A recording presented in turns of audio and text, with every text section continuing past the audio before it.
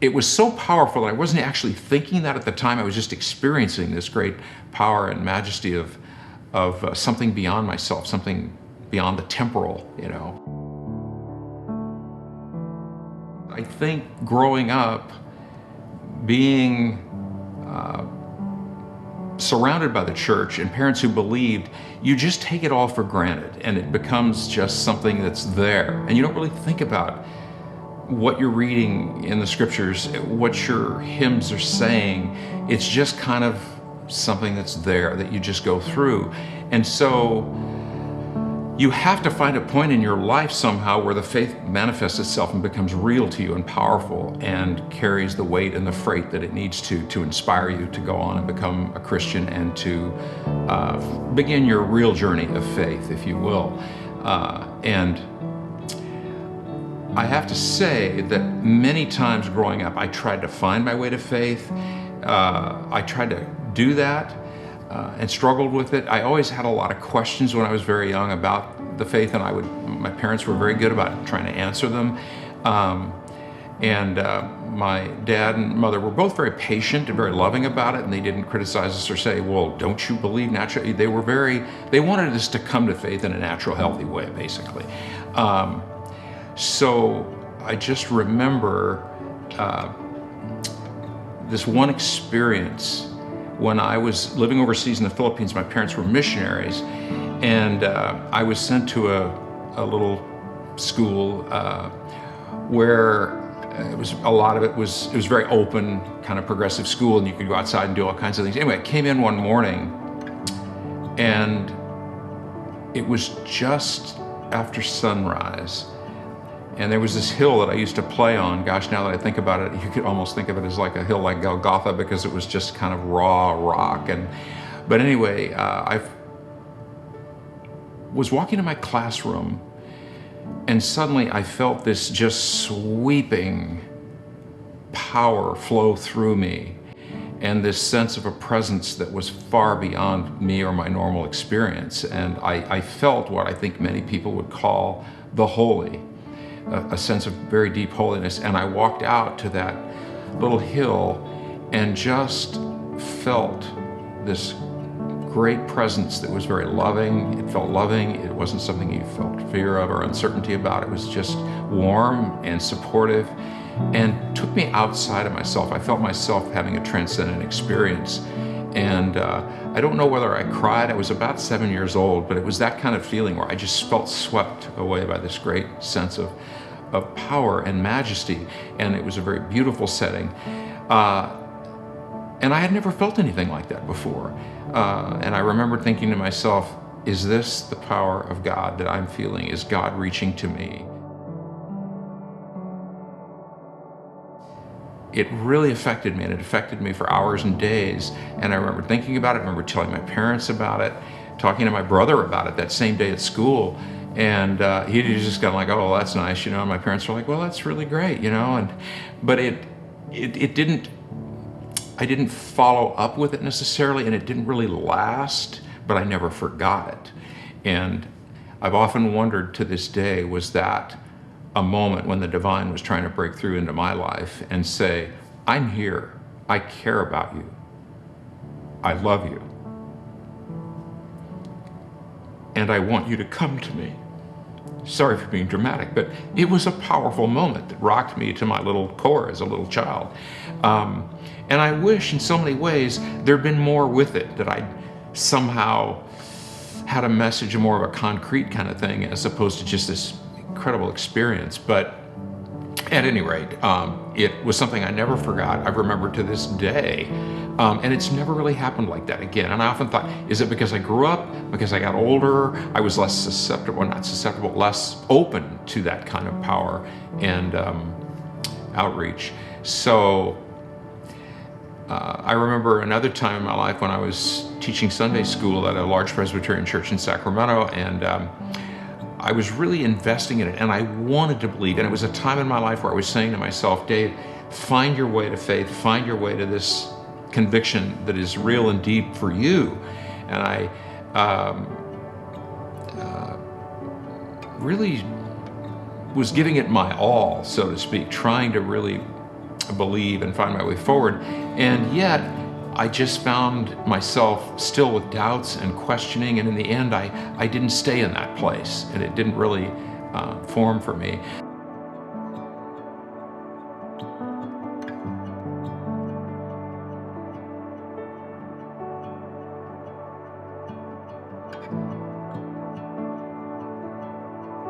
I remember like asking my dad one time when I was very young, maybe 8 or 9, I said, "Dad, what about a rice farmer in China that lived 1,000 years ago, and he died before the Christian faith ever reached China, and there were no missionaries, and he had no chance to learn about Christ. And what happens to that guy? And does he get a chance somehow later to review back, or or to people that just never even get a chance to hear about Jesus Christ before they die, or before the message of the gospel is ever heard by them?" And my dad said, "Well, that's a thing that we often call the theologians call the scandal of particularity, where it's like Christ appeared in a given place at a given time to a given set of people, and that message had that historical social location, and then it spread out there through the Roman Empire and eventually around most of the world. But he said, that is a question that is worth asking, how does that," and I don't really remember my dad's exact answer, but he kind of reassured me that probably those folks get a chance later, somehow, some way, they get a chance to see the kingdom of heaven, if you will, what Christians call the kingdom of heaven, or to hear the gospels, to get the message, to hear the message, and have an opportunity to make a decision about how they believe about it. But those kinds of things as a kid always left me kind of struggling and wondering. And I, often experience this thing about, well, there's so many different religions, and they're so all unique and different. And I did see that Christianity, first of all, it was, I think, really the first example of what they call radical monotheism, where it's like one God, he's connected to you, he can speak to you, you can talk to him, or to, it's sort of weird to put gender pronouns on it, but you can talk to God, back. And I remember thinking how unique the message was of Christ. The way this figure appears at the very edge of the Roman Empire, kind of out in a faraway province nobody really cared about. If you got assigned there by the Roman Empire to be the governor or to be a Roman soldier there, you were like, "Oh, I've got to go to Galilee, and all those rebellious, Jews are a problem." And but nonetheless, this is where Christ appears, spreads his message as he walks through those dusty roads, finds the disciples, and begins the process of preaching the gospel to people, and overnight began to transform lives and even human history very profoundly. And the story doesn't end when the Romans finally, they didn't even want to kill him. They were like, Pontius Pilate's like, "Why do you want to kill this guy exactly?" I'm paraphrasing, but they were just determined he was too much of a threat to the power structure, the Pharisees and all the rest. So he ends up on Golgotha on a cross, but the story doesn't end there, because after he's crucified, of course, anyone that knows anything about Christianity knows about the rolling away of the stone, and Mary Magdalene and everyone remarking at the fact that he got out of the cave where he was taken to be, his body was taken after he was crucified. A part of me felt swept away, felt this enormous power, and almost a Paul on the road to Damascus kind of moment, where you're brought to your knees and you feel this great in that case, God spoke to Paul. He just said, this is the deal. And I didn't have that kind of verbal sort of almost message, but if you don't get the follow-up, and I didn't get the follow-up, I think you tend to it diminishes in your memory a little bit. You get further away from it. You think, "Wow, that was kind of amazing. I wonder what that was really all about." And you don't pursue the dots where they might take you. And I didn't end up doing that. And so for me, it became just this amazing experience that many Christians would probably say, "You were touched by the Holy Spirit."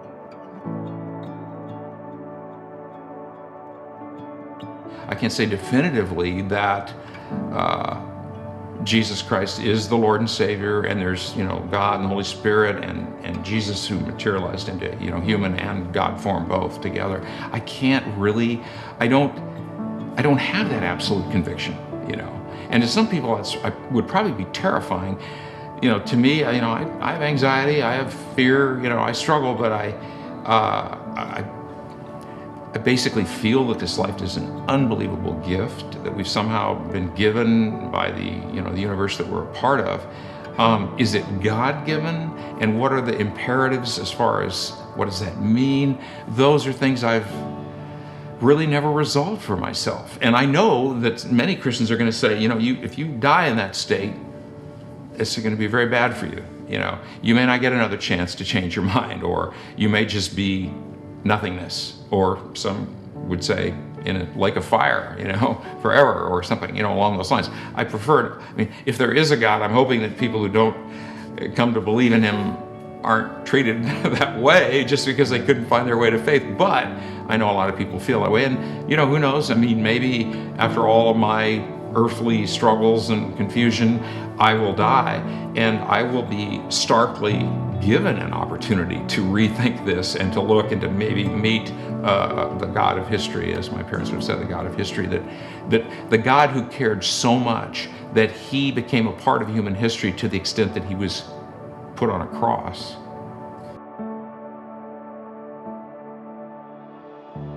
And the question is, how do you take these truth claims and what do you do with them? And I sometimes get very emotional about it because of my parents and what it meant to them, and the power of the metaphors of Christianity, the idea of grace and a second chance. These are concepts that are very, very powerful and cut to the heart of what it is to be human. And so that's why I can have so much respect for my parents and their beliefs, but still struggle with the actual truth claims contained in them.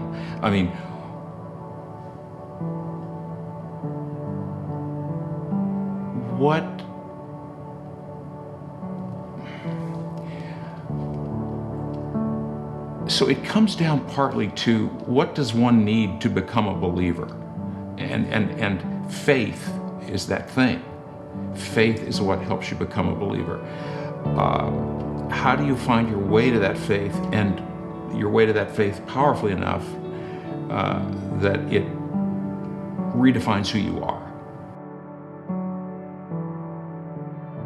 From reading the New Testament and my time in Sunday school, from my earliest years on up through my thinking all the way through my life about the New Testament, about the message of Christ, and about God, is that I struggle to believe that a merciful and loving and just God who really loves us is going to at some point cast everybody who doesn't believe quite right and exactly the right way, and doesn't make that perfect commitment, or and that there's all different kinds of Christians. Some people have different takes on even Christianity itself, like the Church of the Latter-day Saints, and so how wide is the net cast? And I've always felt like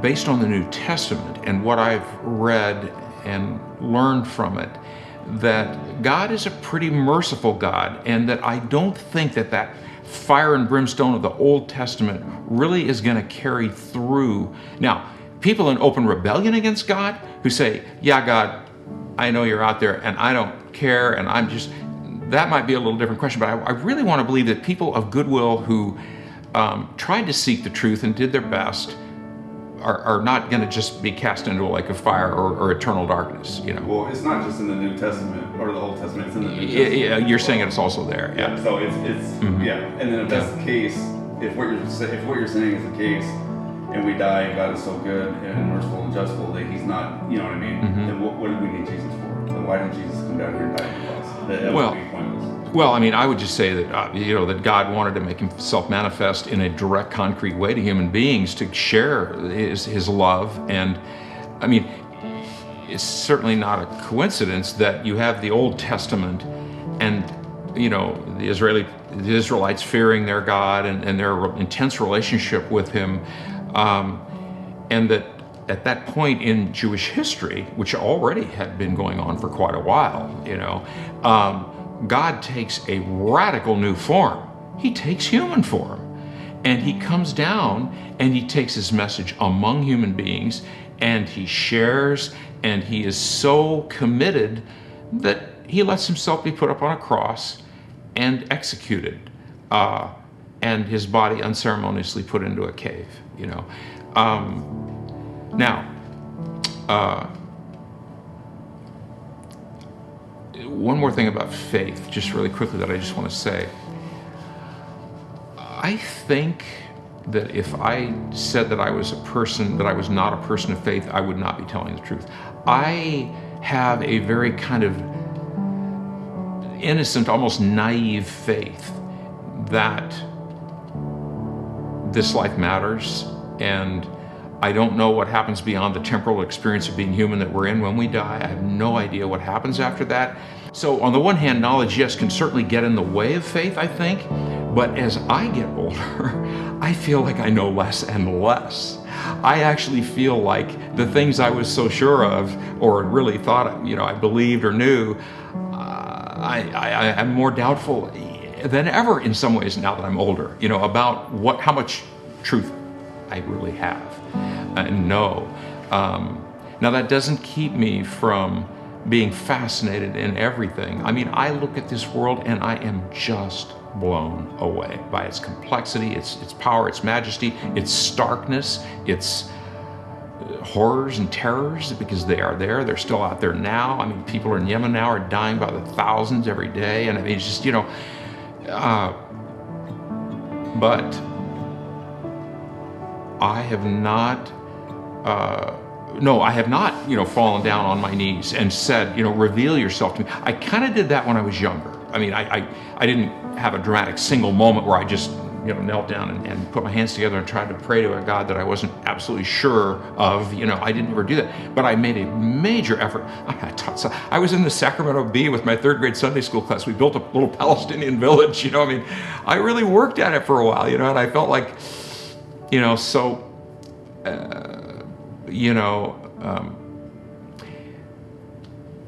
is it just man's own hubris, unwillingness to just turn himself over? That may be part of it. I hope not. I like to think I'm rational and caring, and but I don't know. But yeah, it's just tough, Derek, for me to